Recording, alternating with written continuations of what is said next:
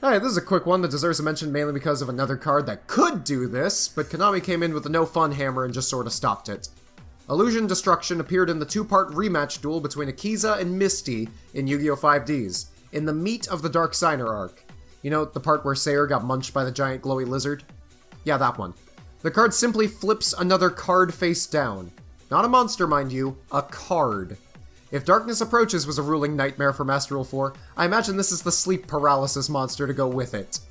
The dumbest thing about this is that I might actually see play to flip Link's face down in attack position. God, that still just fundamentally bothers me. Book of Moon makes sense, clear-cut and simple. This is the equivalent to those cursed images you find online and have no explanation for. You just know that at some point whatever in the picture happened, and that makes you just a little bit sadder of a person. Akiza's use of it in the episode was that she just used it to blow up Misty's reptilian servant due to the snake having terminal haphiphobia. In any case, you know that you can just set an opponent's spell or trap card face down in case of, I don't know, Imperial Order? It has uses, but cards on this list quickly lose any and all meta viability, in favor of just making you win the match through your opponent immediately having an epileptic seizure upon seeing what the card does. This card just makes me mad, and I don't know why. I get that it's weird, but it really doesn't affect the game that much, especially compared to other anime cards I've had to deal with in my past. Looking at you, Parasite Generator, you absolute degenerate. Degenerator? Anyway, getting mad thinking about it. So, Draw Paradox appeared in episode 96 of Yu-Gi-Oh! GX, wielded by Dr. Eisenstein. Simply put, you draw on your opponent's turn and they draw on your turn. Or, you know, use it like most people would and flip it on your next end phase after setting it and yoink an opponent's draw for yourself that turn, effectively time-sealing them with a bonus to yourself. Granted, if you don't blow it up right after, they get to do the exact same thing to you on your draw phase, so maybe this is fair? Maybe? Probably not, knowing the meta. Just go full Imperial Order. I genuinely can only think of this thing coming into play with Appropriate, and hell, maybe that's good, I wouldn't even know. It's drawing 2 cards every draw phase, so it compares favorably to Guarded Treasure taking 5 cards in hand and it being activated in the first place. God, I'm feeling a headache coming on. Hey kids, remember the first Yu-Gi-Oh! Series? I know you do, and trust me, I do too. In any case, Battle City had its own rule set because Kaiba needs to make everything confusing for me specifically, and Quick Attack is a perfect example of a card that not only exists for this format, but also makes you curious enough to know what the hell the format it comes from even is. Quick Attack is a not-so-quick normal spell that states that a fusion monster can attack on the turn it was fused. Wow, it certainly is a good thing this was never printed. Can you imagine how scary the game would be if fusions could attack the turn they were summoned? This card was used in 6 different episodes over the entire course of Battle City. It was really an amazing time to be alive, huh? Straight up cheating is allowed, but the second you try to attack with your rare fish, up! Better watch yourself there, buddy. Next thing you'll say is that you don't need to tribute for that dark magician. Good point. You know how people don't really understand Pyro Clock of Destiny and how it literally can only be used for Final Countdown and very, very few other cards? Well, wait, huh? That ruling was revoked? Oh, you know that useless card, Pyro Clock of Destiny? Well, imagine it, but it works the way you think it would, and also it did Crystal Meth. Turn Jump is a quick play spell that you have to activate during the battle phase.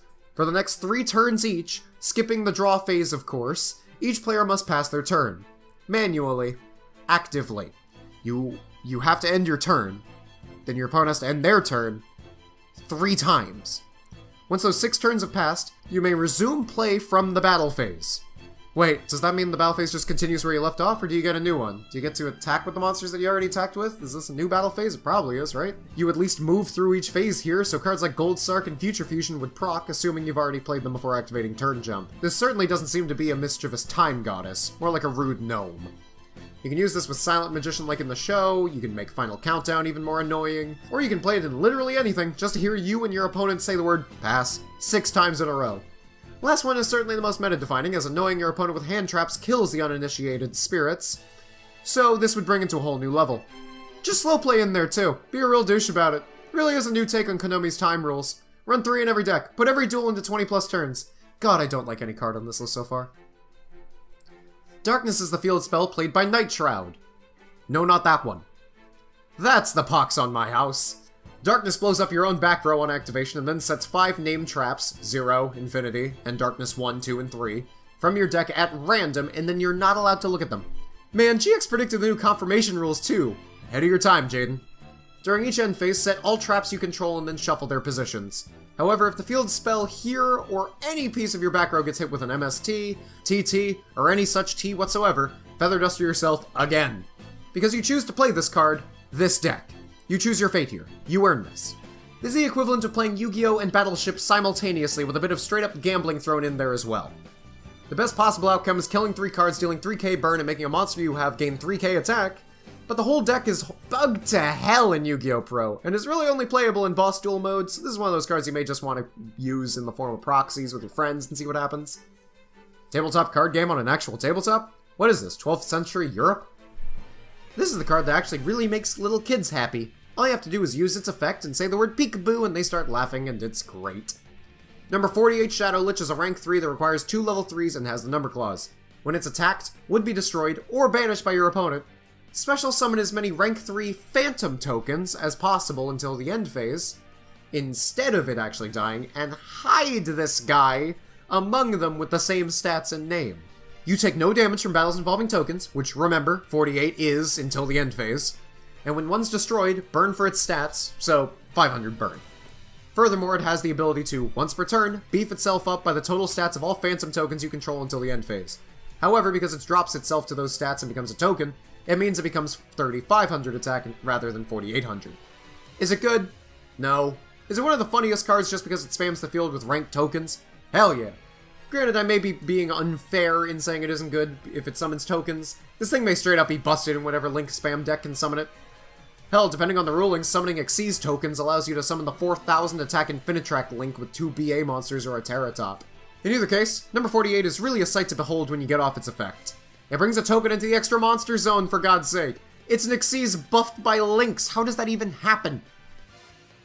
This wording is more abusable than an OCG card at a backwater locals. That's the only way to put it. Feels like I'm Ultra trying to decode cards for his trash tier Yu-Gi-Oh! Series. By the way, check him out. His content is legit hilarious and he is the best Yu-Gi tuber on the face of the platform. Anyway, Surprise Attack from Beyond states that during the end phase, conduct the battle phase again. You can then make a Surprise Attack from Beyond using a monster's one or multiple, not certain, that were normal or special summon this turn.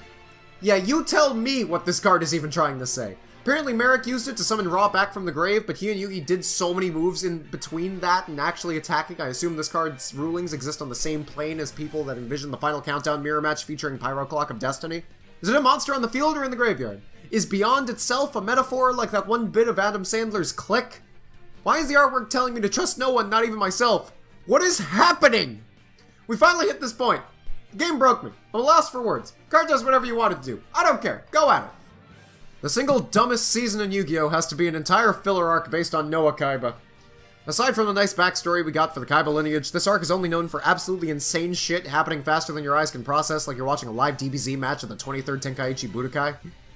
The main connecting fiber of that being Deckmasters in general. You see, Deckmasters have the odd ability to hover out of direct play as a varying duel skill, sort of like a broken, bug-ridden version of Duel Link's own skills. They can also summon themselves to the field in a pinch, but if you lose yours, outside of a few very specific situations, that's game over. Which is great and all, but we'll make an entire video talking about all of them anyway. At least, I will if you guys vote in the poll at the top right-hand corner of the video right now. Let me know if you guys want that, as I think it would be a crazy and fun video to make. Regardless, the one I want to highlight for the sake of being unique is Dark Magician Girl, as you can reveal one card on the top of your deck for each monster in your grave, then add any one revealed to your hand. Pretty unique effect, but I want to make this short so I have something to talk about in the actual list if it gets voted for, so I'll keep it brief. At some point, this just reads, add one card from your deck to your hand, except maybe one or two that you might want. And that's some RNG BS I'm sure Charlie McKay is laughing about in Glee just reading it. Hey, you want to be this guy? Well, now you can! Skydiving Field was an unofficial action field that Yuma and his friends from good old Zexal used for their friendship games. What the fuck? And it says that while it's face up on the field, all players must duel while skydiving. This stops the duel dead! Unless you're Seto Kaiba himself and have a Blue Eyes Jet or the like prepared in your pocket, neither duelist can continue the duel and you'll be waiting for time in the round. The best part is that there are other, not as crazy spells from the same episode that do other fun shenanigan tomfoolery, and it's just kinda wholesome when there's consent involved. That and it's a great excuse to throw Flip Turner and Caswell Francis out of an airplane. If you bust this out at locals, however, you may not be walking out of there alive. Although you may make a new friend, it's really luck dependent. How do you feel about our number 1 spot, Uriah?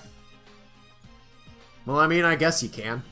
Potential Yell is the card that makes the absolute least sense if you don't know how it was used, as it just kind of unleashes the power of a monster. Sure, you do that. This was actually used thrice in Yu-Gi-Oh! Arc 5's spin-off manga entitled The Strongest Duelist Yuya! First used by Silvio Sawatari to allow his Abyss Actor superstar to, well, use his effect. Why can't he have used his effect in the first place, you ask? Well, this, and other situations, were dumbed down to simplify the effects for kids. Yes, that is the only reason why. Does that make it better? No? Well, that's why it's number 1. It doesn't give a singular care in the world about your feelings. Potential Yell wins with facts and logic.